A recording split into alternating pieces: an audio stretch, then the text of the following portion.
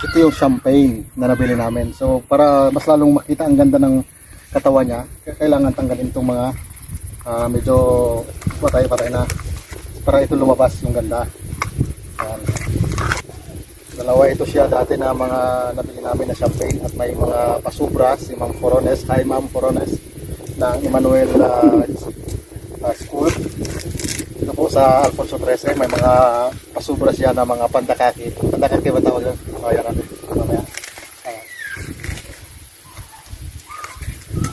Ano daw pangalan na ano? Ha?